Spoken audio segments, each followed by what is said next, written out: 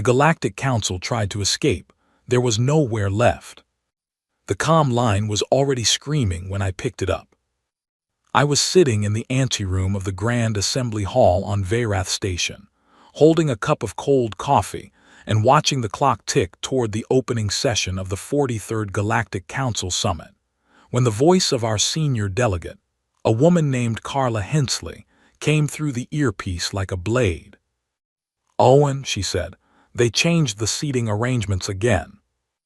I did not understand at first why that would make her voice sound like that, like something had been confirmed that she had hoped until that moment would not be. I walked through the tall silver doors, and I understood immediately. Every species with full council membership sat in the great concentric rings that curved around the central dais. The Vel, the Sorathi, the Doran, the Mechari, each one in their assigned arc, their delegate banners lit above them in soft colors. And humanity, we were at a small table set to the left of the entrance, not in the rings, not at the dais, at a little table, the kind you would put out for someone you had not quite expected to show up. There were 2 chairs. Carla was already seated in one of them. She looked at me without expression as I took the other. Around us, delegates from a dozen worlds moved to their proper places and did not glance in our direction. That was the day I began to understand, not fully, not yet, but the seed of it went in deep that morning and it never left. My name is Owen Clark. In the year that all of this began, I was 29 years old and working as a diplomatic data analyst for the Earth Interstellar Affairs Division. My job was to read reports, cross-reference treaty language, and flag inconsistencies for senior staff. I was good at it.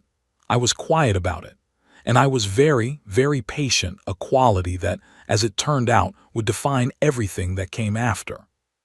Humanity had made contact with the wider galaxy 18 years before I was born. The Vel had arrived in our solar system on a Thursday afternoon, sending a greeting signal in 42 languages and waiting politely for a response. Within a year, Earth governments had unified enough to send an official delegation. Within a decade, we had been welcomed, if that was the right word, into the Galactic Council as an observer species. Observer status meant we could attend sessions. We could speak during the designated comment periods.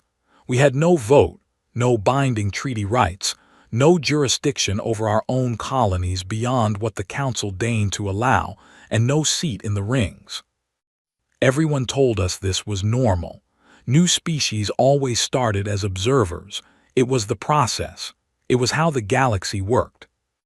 I had read enough Council history by that morning to know that 3 species had risen from observer status to full membership in the past 2 centuries.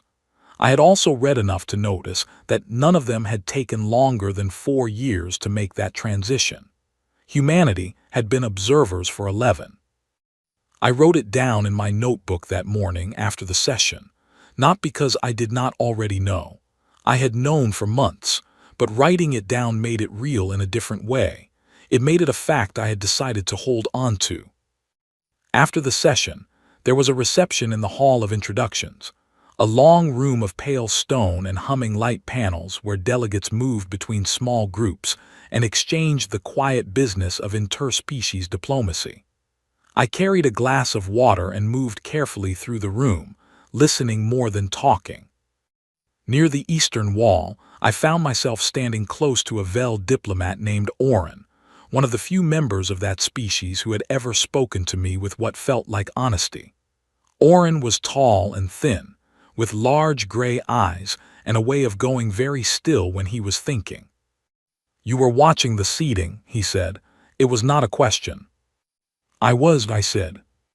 He looked at the glass in my hand rather than at my face. "The Doran asked about it before you arrived," he said quietly. "They wanted to know why humanity was not yet in the rings. The council chair being told them it was a matter of procedural readiness, that humanity had not yet demonstrated sufficient organizational stability." I kept my voice even, and what do the Doran think of that? Oren was quiet for a long moment. "They think it is interesting," he said. that the Council used almost identical language about the Mechari 40 years ago. The Mechari, as you know, are now full members, but the Mechari also had something humanity does not. What was that? I asked. No titanium deposits in their home system, Oren said. He walked away after that, and I stood there by the wall for a long time, turning the words over and over. I went back to my small office aboard the human delegation vessel, and I pulled every mineral survey the Council had ever filed on our solar system. I pulled the shipping route proposals that had been submitted and quietly shelved. I pulled the colonial development permits that had been approved for every other species in the past decade, and cross-referenced them with the ones submitted by Earth and denied, or delayed, or sent back for further review. It took me 4 days. By the end of it, my desk was covered in printed sheets, and my coffee had gone cold 3 times, and I had not slept more than a few hours a night. The pattern was not hidden. It had never needed to be hidden, because no one had ever looked at all of it together in one place before. Every time humanity reached a threshold, a resource milestone, a population milestone, a technological benchmark, something happened. A new regulation appeared. A shipping agreement fell through. A permit was returned with a list of additional requirements that had not existed the previous year. We were not being blocked. We were being managed. We were being kept exactly where we were, at a pace slow enough that no single incident would ever look like anything more than bureaucracy. I sat back in my chair and looked at the ceiling of my office for a long time. Then I got up, made a fresh cup of coffee, and started writing the summary. I gave it to Carla the next morning. She read it in silence. When she finished, she set it down on her desk and looked out the small porthole window at the star-scattered dark outside. "How confident are you?" she said. "Confident enough to have checked it twice," I said. She was quiet for another moment. Then she picked up the document, folded it carefully, and put it in the inside pocket of her jacket.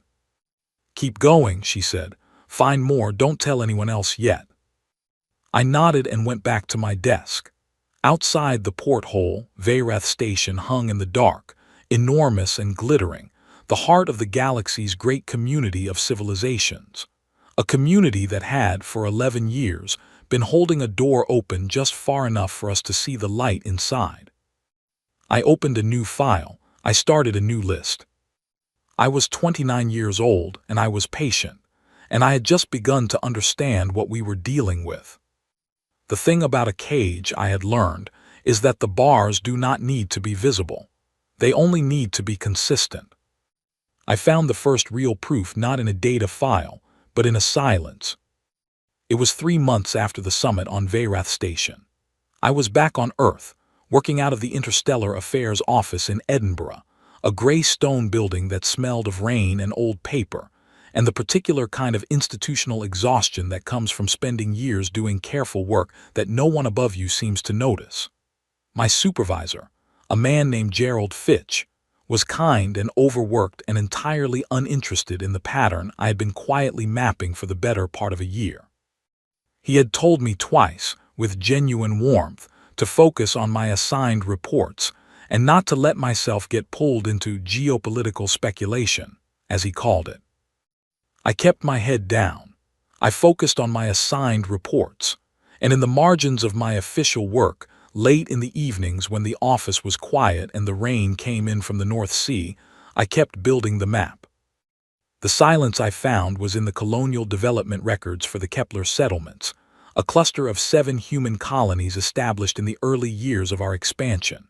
They were small communities, mining operations, research stations, one agricultural colony on a green world called Kepler 7 that had been, by all accounts, the most promising thing humanity had built beyond the solar system. Good soil, clean water, a population of about 14,000, mostly families. The last routine report filed from Kepler 7 was dated 4 years earlier. A standard quarterly submission, crop yields, infrastructure updates, a request for a new water filtration component. Completely ordinary. And then nothing. No follow-up report. No emergency transmission. No record of any contact at all. In the Council's official records, there was a single entry about Kepler-7 dated 6 weeks after that last report. It listed the colony as discontinued due to environmental failure stellar event. I looked at the stellar event data for that system. I pulled every astronomical survey conducted by the Council's monitoring network in the 5 years surrounding the listed date. I cross-referenced it with independent data from 3 Earth-based observatories that had been tracking that region of space as part of a long-term study. There had been no stellar event. The star was stable. It had been stable for the entire recorded period. The Council's own monitoring network had flagged it as a low-activity main sequence star with no unusual readings across a 40-year observation window. 14,000 people, gone, and the official explanation was a lie. I sat in my office for a very long time after I confirmed it. The rain hit the window in slow, steady waves. The building was empty. The lights in the corridor outside had dimmed to their night setting. I thought about what it would mean if I was wrong. I thought about alternative explanations, a data error in the monitoring records, a clerical mismatch in the colony registry, a communication failure that had been incorrectly categorized. I had been a data analyst for 6 years. I knew what data errors looked like, and I knew what deliberate omission looked like, and I knew the difference. I was not wrong. I called Carla Hensley that night. It was late, and she answered on the second ring, which told me she had not been sleeping. "I found something," I said. "How bad?" she said. "Kepler-7, I said. A pause. "I know that name," she said quietly. 14,000 people, I said. "The stellar event listed as the cause didn't happen. I've confirmed it 3 ways. The colony didn't fail. Something else happened to it." The silence on her end lasted long enough that I thought the connection had dropped. "Send me the files," she said at last. "All of them, encrypted. And Owen, don't use the standard office channels." I used a personal device and a routing path I had set up months earlier, when I had first begun to suspect that my work might need to travel outside the official systems. The files went through. Carla confirmed receipt. We did not speak again that night. Over the following weeks, she moved carefully and quietly through channels I did not have access to, speaking to people inside Earth's government whose names I was not given. Meanwhile, I kept working. I found 2 more colonies with similar records, both listed as environmental failures, both in systems where the environmental data did not support the explanation. The combined disappearance of those 3 communities accounted for nearly 20,000 human lives across a span of 15 years. Each disappearance had been recorded, processed, and filed away. No investigation, no inquiry, no species-wide alert, because the Galactic Council had certified each one as a natural event, and in the eyes of every other civilized species in the galaxy, that certification was the end of the matter. We had no vote, we had no jurisdiction, we had no seat at the table. Then something happened that changed everything. A Sorathi academic named Dale, a researcher who specialized in interspecies treaty law and had spent decades studying council records, defected. That was the only word for it. She walked into the human delegation office on Veyrath Station one afternoon, set a data drive on the reception desk, and said, in clear and careful standard Galactic, that she had information that humanity needed to see and that she was prepared to provide testimony to whoever was willing to listen. I was sent to meet her. I do not know why Carla chose me for that task, perhaps because I had built the map, and she felt I had earned the right to see what was on the other side of it. Dale was a small person with calm, bright eyes and a way of speaking that was very precise, every sentence measured before it left her mouth. We met in a plain room with 1 window and 2 chairs, and she told me what she had found over 30 years of research that she had initially conducted with no suspicion, and had finished with the certainty that had cost her everything she had built in her career. The council had a policy. It was not written down in any public document. It existed in a series of internal communications, procedural guidelines, and informal agreements that had accumulated over roughly 80 years. Beginning, she told me, around the time humanity's first radio signals had been detected and analyzed. The policy was simple. Any emerging species that demonstrated what the Council classified as expansionist resilience, meaning a demonstrated capacity to survive resource scarcity, recover from large-scale population events, and continue territorial expansion despite organized opposition, was to be managed, not eliminated, not openly suppressed, managed, kept at observer status indefinitely, permitted to exist at a controlled scale that posed no political or economic challenge to the existing membership. The criteria for expansionist resilience, as defined by the Council's internal classification, read like a checklist of things that human beings had been doing for as long as we had written history. Dale had identified 6 species in the Council's records that had received this classification before humanity. She had managed to locate records for 3 of them. All 3 were gone. I asked her what had happened to them. She looked at her hands for a moment. The records describe environmental failures, she said. I looked at her, she looked at me. I know, she said. I flew back to Earth on the fastest available transport. The data drive went with me in a sealed case that I did not let out of my physical possession for the entire journey. Carla met me at the Edinburgh office, and we sat for 6 hours in a room with no network connection, going through everything on the drive together. By the time we were finished, it was nearly dawn. The sky outside had gone from black to a deep, bruised blue.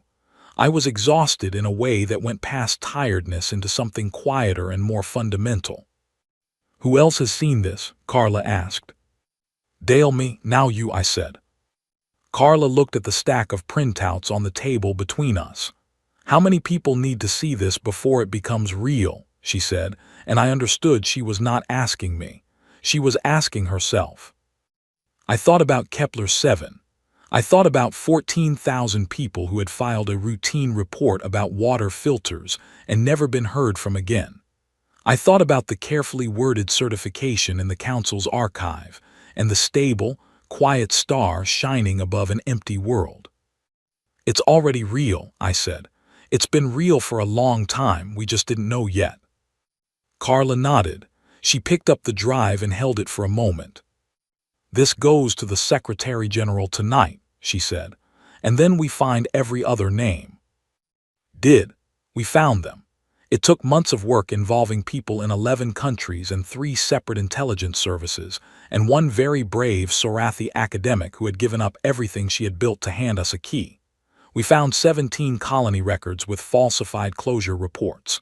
We found the internal communications authorizing what the Council euphemistically called containment interventions. We found the names of the Council members who had voted, in closed session, on each one. Every name went into a file. Every life went into a file. And when the file was complete, humanity held a meeting that was not a diplomatic session, and not an intelligence briefing, and not a political debate. It was something older and quieter than any of those things. It was the moment a people looked at what had been done to them and decided, without drama and without noise, that it would not happen again. The Council did not know the meeting had taken place. They would find out, but not in the way they expected. I was aboard the survey vessel Alderman on the morning the orders came through, 48 hours before anyone outside a small circle of people knew that humanity had made its decision. The Alderman was a mid-range research ship, fast and quiet, built for long-range work in poorly mapped regions. I had been assigned to it 6 months earlier as part of a cultural documentation project that was, on paper, exactly what it claimed to be. In reality, the Alderman's crew of 22 had a secondary mission that had been running in parallel with the official one since the day we launched. Mapping, cataloging, and quietly recording everything we could find about the movement patterns of Council fleet assets in our region of space. Our captain was a woman named Helen Graves. She was 46, compact and direct, with short silver-streaked hair and the specific kind of calm that comes from having made a large number of difficult decisions in circumstances where hesitation would have been fatal. She had commanded 3 previous deep space missions and had a reputation for bringing her crew home in situations where the odds had not particularly favored that outcome. When the orders came through, she called the crew to the main deck and read them aloud without preamble or commentary. The Council had been presented, through diplomatic channels, with a formal accounting of their actions against human colonial settlements. The presentation had included Dale's testimony and the full contents of the data drive. The Council had responded by declaring the presentation a fabrication, labeling humanity's diplomatic team as operating in bad faith, and moving to initiate formal suspension proceedings against Earth's observer status. In other words, they had done exactly what we had expected them to do. And so humanity had done what we had prepared for. Every human vessel operating in deep space had received coordinates and timing. Every human shipyard had received production authorizations that had been written and held in secure files for the better part of 2 years. Every human colony was receiving an emergency communication right now explaining what had been documented, what had been decided, and what would happen next. We were not declaring war.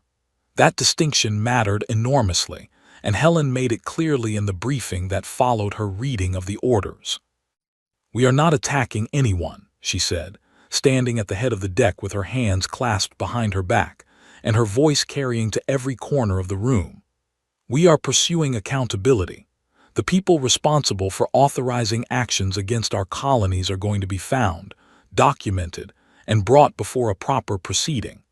Every other species in this galaxy is going to see what happened and be allowed to form their own conclusions. We are going to do this correctly, because doing it correctly is the only thing that separates us from what was done to us." No one spoke. The only sound was the soft hum of the ship's systems. "Navigation," Helen said. "Set course for the Mechari border corridor. We have confirmed Council fleet movement in that region, and we are going to stay exactly 1 step ahead of it." The alderman came to life around me as the crew moved to their stations. I was stationed at the intelligence desk, which in practice meant I was responsible for integrating everything our sensors collected with the broader picture being assembled by ships across the entire human fleet. A picture that was, even now, being updated in real time as dozens of vessels moved into position. The Council had made a choice in the days following the presentation that told us a great deal about how they saw the situation. Rather than staying in place and attempting to negotiate, rather than doing anything that might have looked like engagement, they had moved. Multiple Council flagships had departed their registered stations within 24 hours of receiving humanity's formal documentation. The movement had been rapid, and from the Council's perspective, probably reassuring. They were practiced at this. They had managed situations before. They understood how to use distance and bureaucracy and institutional complexity to make problems disappear. What they did not understand, because they had never had reason to, was how much we had learned about the galaxy while we were sitting at our little table outside the rings. 11 years of observer status. 11 years of being present in every session, every reception, every corridor conversation without anyone paying us very close attention. We had listened, we had read, we had cataloged, and we had in those years built a picture of Council operations, fleet logistics, safe harbor agreements, and emergency protocols that was, by the time the orders went out, more comprehensive than anything the Council itself maintained in a single accessible file. We knew where they would go. We knew which corridors they would use and which stations they considered safe and which allied species they would expect to shelter them. We knew because we had paid attention when no one thought paying attention mattered. The first intercept happened 30 hours into our pursuit. A council diplomatic vessel, the kind used for high-priority personnel transport, was attempting to transit the Mekari corridor on a course that would take it toward the Sorathi deep stations, a region the council considered reliably neutral. The alderman reached the corridor junction 4 hours ahead of it. We did not block the route. We positioned ourselves in clear sensor range and broadcast a simple, standard message, a notification of our presence, our identity, and the fact that we were operating under formal accountability proceedings and would be documenting all vessel movements in the region. The council ship changed course immediately. I watched it happen on the navigation display, the small icon shifting its heading away from us, recalculating. "Where does that route take them?" Helen asked. Our navigator, a young man named Patrick Cole, looked up from his display. "If they maintain that heading, they'll reach the outer Veil approach in about 9 days, he said. Helen looked at me across the deck. I already had the file open.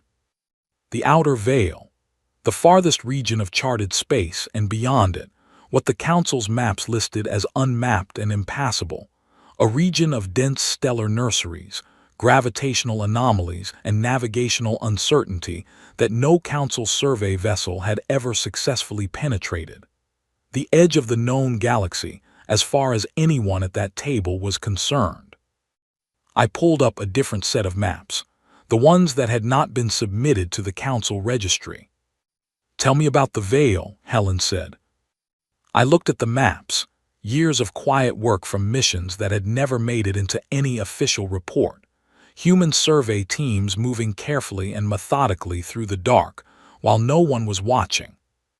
"I think," I said, "that the Council is about to make a very significant mistake." Helen studied my face for a moment, then she turned back to the display. "Track them," she said, "and get me a channel to Fleet Command. I want to know how many of our ships are already positioned near the Veil approach." I opened the channel. The answer came back in under a minute. 11 ships, already in position, had been for 3 weeks. The pursuit was barely 3 days old, and the Council was already running out of space to run into. There is a specific kind of silence that comes when someone realizes that the place they plan to escape to has already been found by the person they were trying to escape from. I have only seen it once, but I recognized it immediately, because I had spent years learning to read the small, careful signals of people who believed they were managing a situation they had already lost. The Council's fleet did not know what was waiting for them at the edge of the outer Veil. They moved through the approach corridors with the deliberate speed of people who believed they were buying time. 9 ships in total, flagships, diplomatic carriers, a logistics vessel, traveling in a loose formation that kept them within communication distance of each other. They were maintaining calm silence on all standard frequencies, which told us they still believed silence was a strategy. The alderman was running parallel to their formation, 3 light towers to the north of their heading, when the first contact happened. It was not one of our military vessels that made contact. It was the research station designated Survey Point 17, which had been established inside the outer Veil 11 years earlier by a joint university and government team studying stellar nursery formation. 17 people, living in a compact pressurized habitat anchored to an unremarkable rock in the middle of what the Council's charts listed as impassable space. They had been out there for 11 years, doing their work, sending their reports home on a tight beam frequency that never appeared on any Council monitoring network. When the first Council ship entered their sensor range, the station sent a standard greeting, a routine hail, the kind any installation would send to an unexpected visitor. The Council ship's response took 14 minutes. That was how long it took them to process the fact that there was a human installation in the middle of the unmapped dark, and to realize what that meant about everything they had believed about where they were going. Their formation course changed. They turned deeper into the Veil, away from the station. Our ships were already there. Not a blockade, Not a wall of vessels with weapons systems charged and aimed. Just a presence, 8 human ships, positioned at the navigational exit points that our surveys had identified years earlier, broadcasting their identity and the standard accountability notification on all frequencies. Calm, quiet, documented. I was monitoring the Council's comm traffic when their formation realized the scope of what they were facing. The signals were encrypted, but the frequency and urgency of transmissions between their ships told the story clearly enough. They were talking fast. They were changing course repeatedly, each new heading lasting only a few minutes before another correction came. Helen stood at the main display and watched the Council formation's movements with her hands at her sides and an expression of focused attention. Patrick kept the tracking updated in real time, each small icon on the display representing a Council ship running through its options one by one. Northern exit corridor, Patrick said. They're making for it. The northern exit was the smallest gap in the Veil's navigational web, a passage that our surveys had identified as technically passable but difficult, requiring precise positioning and a deep familiarity with the gravitational patterns in that area. In short, it was the kind of route that a ship would only attempt if it had detailed, current survey data. The Council ships did not have detailed, current survey data. We did. The Alderman reached the northern corridor approach 4 hours before the first Council vessel arrived. We were not alone. 2 other human ships were already there, the Greenville, a fast long-range cruiser out of the Mars yards, and a vessel called the Patient Crossing, which was the most appropriately named ship I had ever encountered in my career. We did not move to block the corridor. We positioned ourselves at the entrance and broadcast. The Council formation stopped 300 kilometers out from the corridor mouth. On the display, their ships went from movement to a complete halt, a sudden stillness that, on a sensor readout, looks the same as the stillness of a person who has just understood something they cannot unfeel. The lead ship sent a signal, single channel, directed at the Alderman specifically. Helen answered it personally. The voice that came through was one I recognized from Council session recordings, a Vel senior delegate named Councillor Marath, one of the 5 people whose name appeared most frequently in the authorization records that Dale had handed us. His voice was measured and precise, but there was something underneath it that all the precision in the galaxy could not quite conceal. "Captain Graves," he said, "this action is a violation of standing Council navigation rights in the Outer Veil region."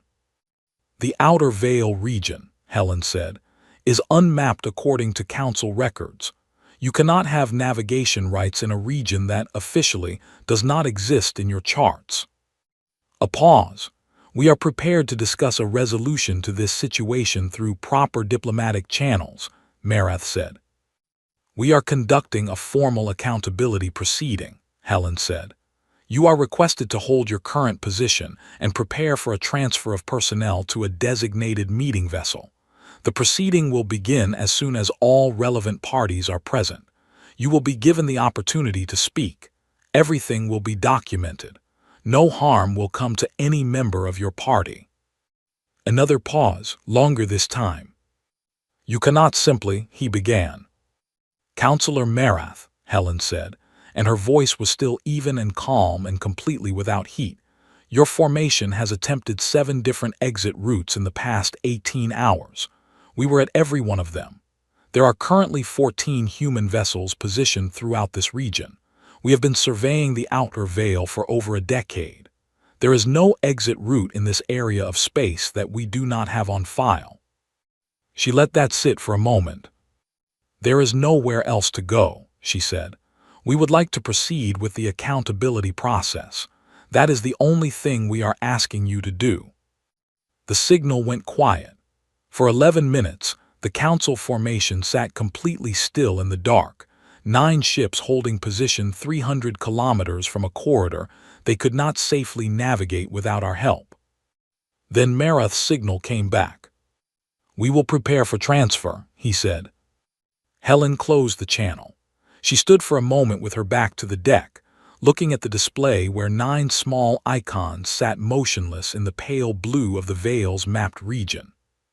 "Get me a channel to Owen," she said to no one in particular. I was already on the deck behind her. "I'm here," I said. She turned. "How long until the preceding vessel arrives?" 6 hours, I said. "Carla Hensley is aboard it." Helen nodded. She looked back at the display. Outside the alderman's hull, the stellar nurseries of the outer veil glowed in deep reds and golds, massive clouds of gas and dust in the slow, brilliant process of becoming something new. It was genuinely beautiful, out there in the dark at the edge of the mapped world. 11 years of surveys, she said quietly, not quite to me. 11 years, I said. She was quiet for a moment. "Who authorized the first survey mission into the Veil?" she asked. "University of Cape Town and the Edinburgh Research Consortium," I said. "Joint application. The stated purpose was stellar formation study. The council reviewed the application and approved it without objection." Helen made a small sound that was not quite a laugh. "They approved it," she said. "They didn't think we would find anything useful," I said. "They didn't think we were looking for anything useful. We were just doing science." "We were always just doing science," Helen said. She walked back to her station. The alderman held its position at the corridor mouth. Outside, the council formation sat in the dark and waited, and the beautiful, unreachable light of new stars burned slowly in the distance. The meeting vessel was called the Cartwright, a wide-bodied diplomatic transport that had been configured as a preceding hall for the specific purpose of what was about to happen. When it arrived and anchored at a neutral point between the human formation and the council fleet, it was carrying 37 people, legal specialists, historians, communications officers, diplomatic staff, and one data analyst from Edinburgh, who had started this whole chain of events by staying late in an office while the rain came in off the North Sea. I was there because Carla had insisted. "You built the map," she said. "You should be in the room when we lay it out." The transfer of council personnel to the Cartwright took 4 hours. They came aboard in small groups, delegates, advisors, the 5 members whose names appeared in the authorization records. Councillor Marath arrived last, stepping through the airlock with the particular stillness of someone who has spent a long career making decisions from a position of unchallenged authority, and has just encountered, for the first time in that career, a situation in which that authority means nothing at all. The hall on the Cartwright was plain and practical, a long table, chairs on both sides, screens on the walls for displaying documents and records, a recording system that was capturing every moment in full. There was nothing punitive in the design of the room. There were no theatrical elements. It looked like what it was, a place where information was going to be examined carefully. Carla sat at the head of the table. I sat to her left, with the full file in front of me on a display pad. Dale sat beside me, small and calm, having come all this way from the moment she had placed a data drive on a reception desk and changed the direction of everything. The council members took their seats across the table. Marath looked at Carla with steady, unreadable eyes. "I want to be clear about what this proceeding is," Carla said, and her voice carried the quiet authority of someone who had spent 11 years being underestimated and had found in that experience a kind of patient strength that nothing in the room could diminish. "This is not a tribunal. No sentence will be handed down today. This is a formal accounting, a process by which the record of what happened will be established completely and accurately, and that record will be transmitted to every species in this galaxy simultaneously at the conclusion of these proceedings." She paused. "Every species," she said again. "Not just the members of the council, every observer species, every non-aligned civilization we have been able to reach, every world that has ever received a communication from this body. They will all receive at the same moment." The complete documentation of the actions authorized by this council against human colonial settlements, the testimony of witnesses, the evidence supporting those findings, and a full accounting of the individuals responsible. Marath spoke. The council does not recognize this proceeding as valid under. I know, Carla said. You have already invoked galactic law twice in our preliminary communications. I would like to address that directly. She nodded to me. I pulled up the first document on the wall screens. This is Article 14 of the Galactic Cooperative Charter, I said. The foundational document of the Galactic Council, ratified by the original 7 member species. Section 3, Paragraph 2 reads as follows. No governing body operating under this charter shall take action against the settled population of any recognized species without formal declaration and open proceeding. I let that sit for a moment. Kepler-7 was a recognized human settlement, I said. It was registered in the Council's own colonial database. No formal declaration was ever made. No open proceeding was ever conducted. The action taken against that settlement, and against 16 others we have documented, violated the charter that the Council itself wrote. I pulled up the next document. This is the internal authorization communication for the action taken against Kepler-7, I said. It is dated 3 months before the settlement went silent. It bears the authorization signatures of 5 council members, including 3 in this room. I looked at the room, not at Marath specifically, at all of them. We are not here to declare you guilty of a violation, I said. We are here to show the galaxy what happened and let them form their own conclusions.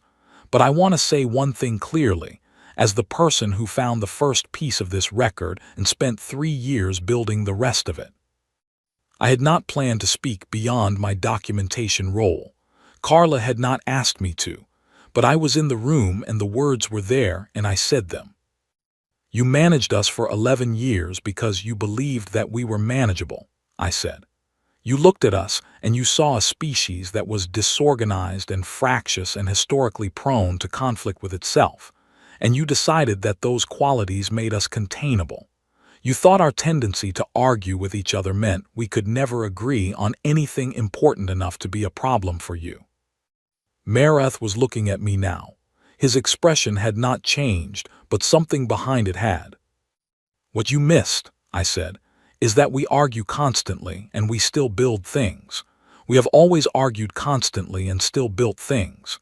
Every civilization we have ever created has been built by people who disagreed with each other about almost everything, and agreed in the end on the things that mattered. You were watching us fight and you thought we were weak. You were watching us survive and you missed the point entirely. The room was very quiet. We didn't come to this room to take anything from you, I said.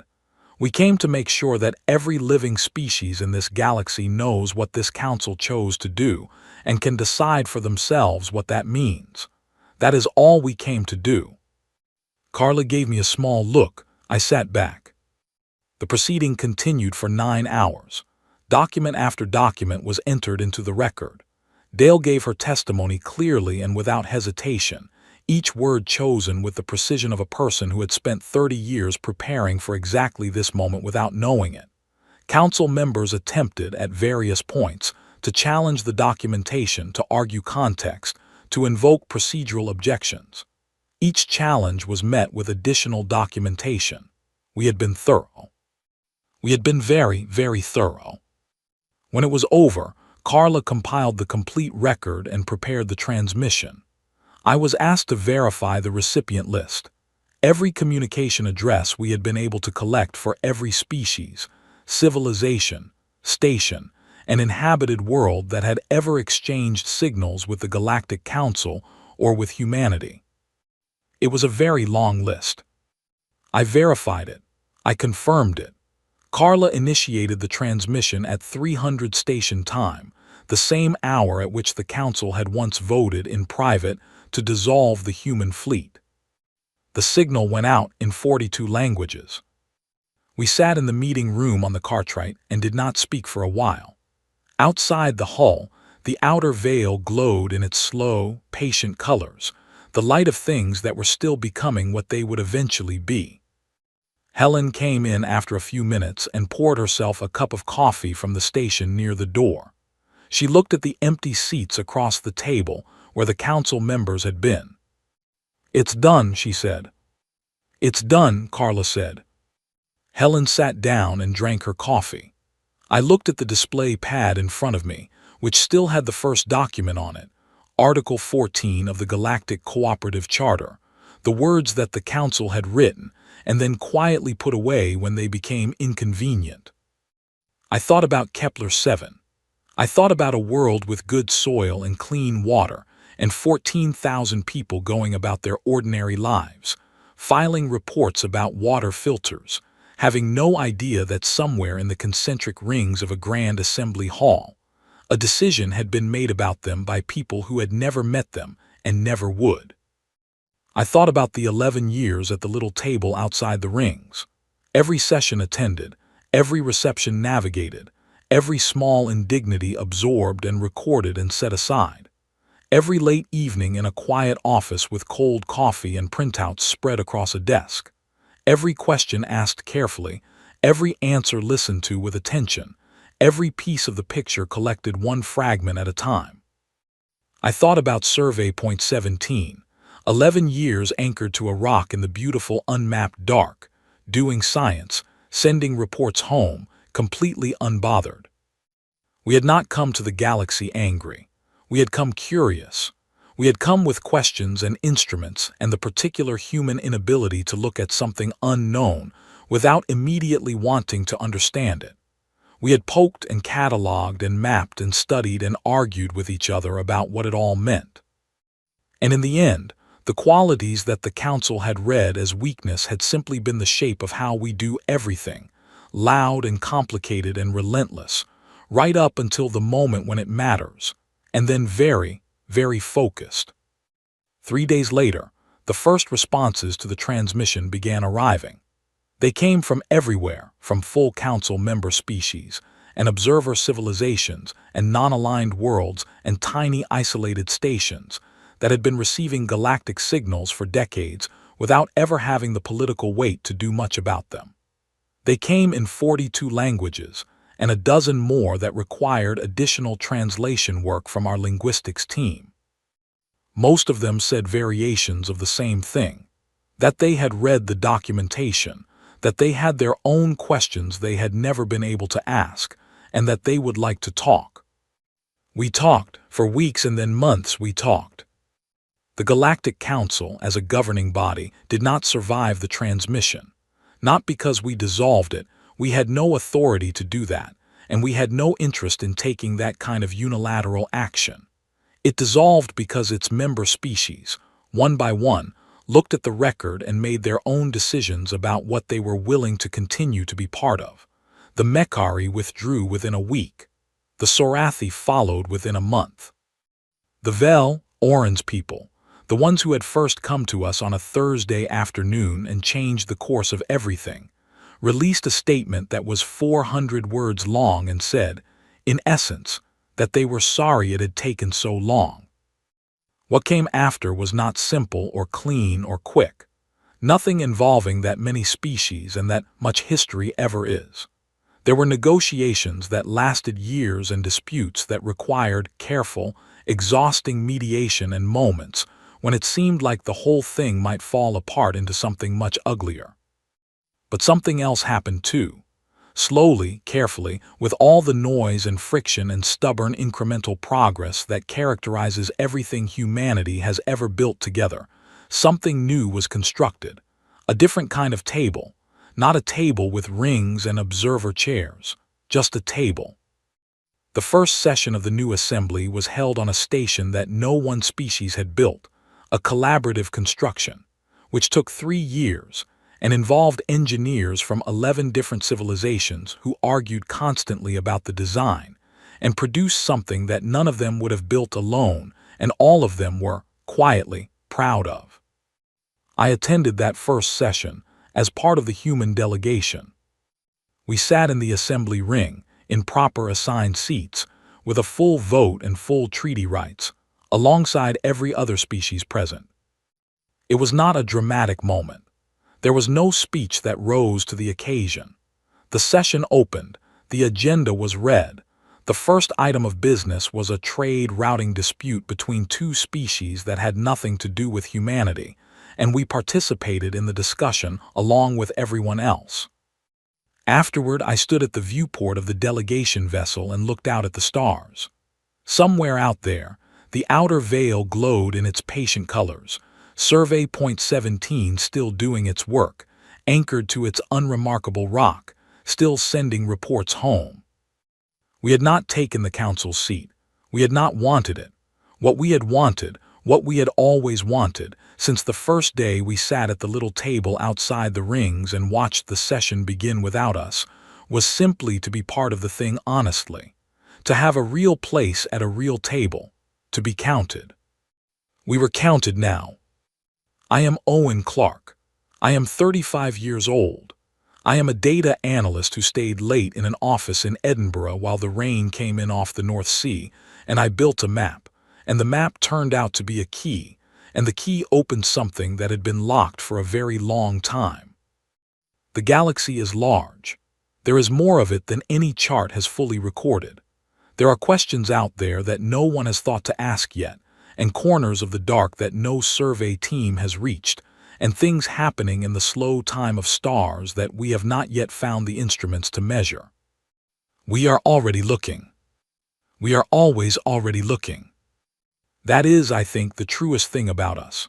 Not the strength, not the stubbornness, not the particular quality of our persistence that once made us so difficult to manage and contain. Those things matter, but underneath all of them, driving all of them, is something simpler. We just want to know what is out there. And there has never been a force in this galaxy, or beyond it, that has ever successfully stopped us from finding out.